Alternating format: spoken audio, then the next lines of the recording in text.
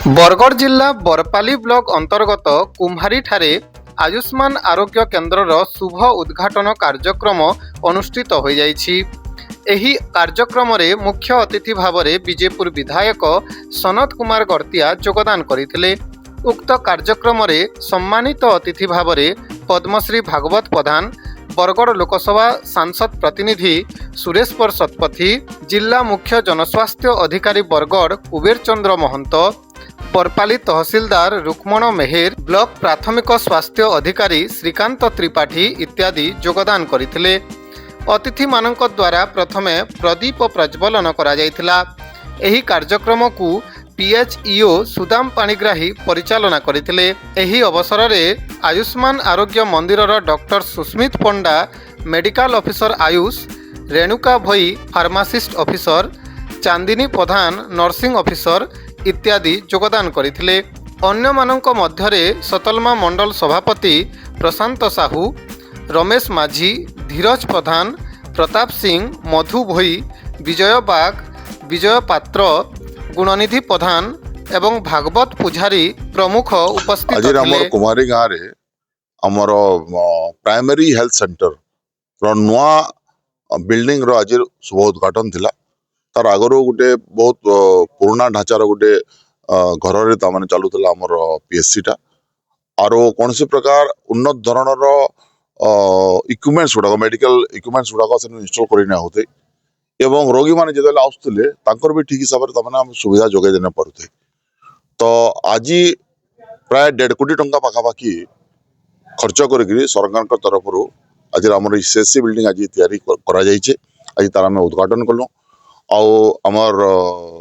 Chief medical officer भी कहते जे विभिन्न धरण उन्नत धरणर आमर मेडिकल इक्विपमेंट्स गुड़ाक एनालाइजर है कि आर भी अन्य इक्विपमेंट्स गुड़ाक आज से जगह आज इनके स्थानांतरित करा इंस्टॉलेशन है। तार द्वारा काण है कि आम अंचल जनसाधारण माने छोटिया छोटिया जेन काम लगे बोली बरपाली जीवार के पड़ूला, बरगढ़ जीवार के पड़ूला, जीवार के न पड़ी टेस्ट गुड़ाक इनू हो पार्बा। तार संगे संगे आ गोटे बहुत बड़ कथाटे कहते से जे अब जेन सिकल सेल जेन अच्छे जेन आम सिकल सेल कौन सी जदि पुआ कि झीर मैंने डिटेक्ट जदि है तार भी एनालिसिस करा पार्बा एवं तांको आमे औषध भी जोगे दे पारमु। तो ये भाया गोटे तमाने आज कार्यक्रम थिला। आज मते बहुत खुशी अनुभव होचे जे हमर कुमारी गाँव रे कुमारीटा होचे हमर पश्चिम ओडिशा काना कहमा कि हमर सारा ओडिशार बोधे गोटे बड़ गाँव हिसाब रे तमाने विवेचित है। आरो ई गाँव रे आज तमाने हमर प्राइमरी हेल्थ सेंटर रो नूतन बिल्डिंग रो आज उद्घाटन समय मते बहुत खुशी अनुभव होचे। और मुई अवसर रे समस्त शुभेच्छा एवं समस्त भगवान कामना करूचे दीर्घायु होंतु स्वास्थ्यवान होंतु। ब्लॉक कुमारी ग्राम पंचायत कुमारी आज कार्यक्रम करना आज कुम्हारी ग्रामर बा कुम्हारी पंचायत जो पीएससी न्यू थिला बा आयुष्मान आरोग्य मंदिर जोटाक थिला बहुत दिन धरिक सब निर्माण होगी पड़ा ताको आज उद्घाटन करागला जहाँफल कि आम गोटे नूतन पदक्षेप गोटे स्टेप आगू आम आगू बढ़ुचु। आम जो पुराना बिल्डिंग रे बहुत कंजेस्टेड होती से कौन प्रकार किसी माने इंडोर पेसेंट मान को रखा जाई पारु नथिला, सलाइन पत्र देवाई सुविधा नथिला कि लेबोरेटरी किसी सुविधा नथिला।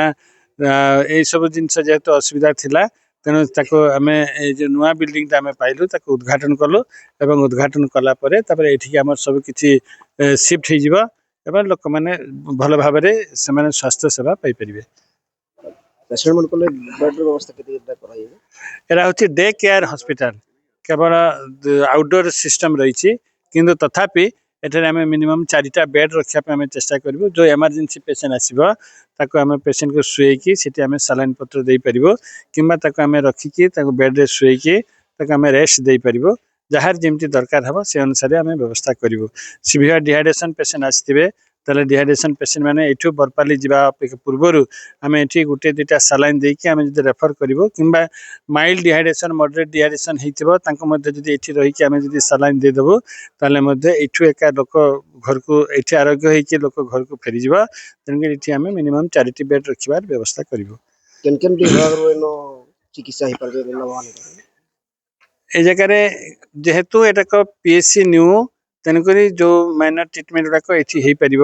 ଧରାଯାଉ ହାର୍ଟ କେସ୍ କିମ୍ବା ଧରାଯାଉ ଆମର ହେଡ୍ ଇଞ୍ଜୁରି କେସ୍ ଏମିତି ବଡ଼ ବଡ଼ କେସ୍ ମାନଙ୍କରେ ଏଠି ଚିକିତ୍ସା ହେଇପାରିବ ନାହିଁ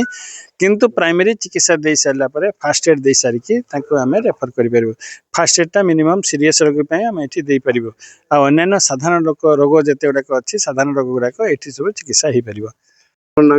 सुरेश्वर सतपथी तो आज आम कुमारी पीएससी के जन उद्घाटन है बाबद ने कुमारी आज आरोग्य केन्द्र नूतन गृह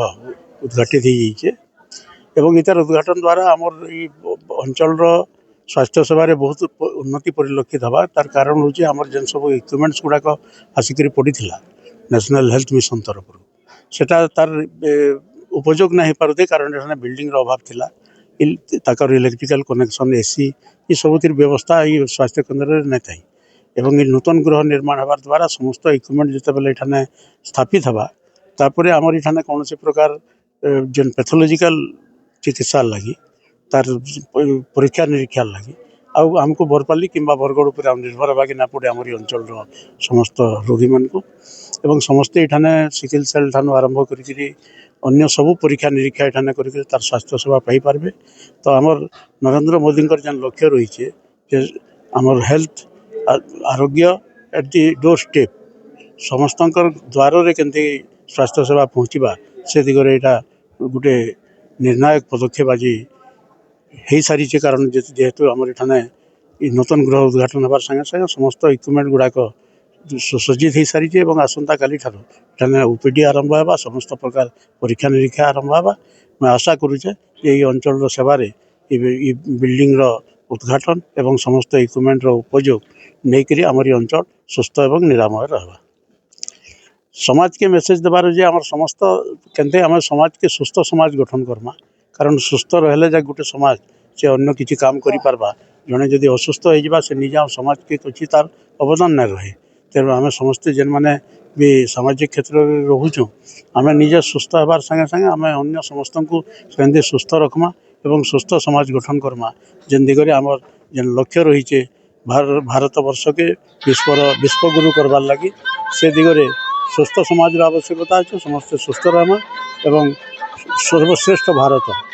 गठन दिगरे आम समस्ते सहायक हो पार्मा।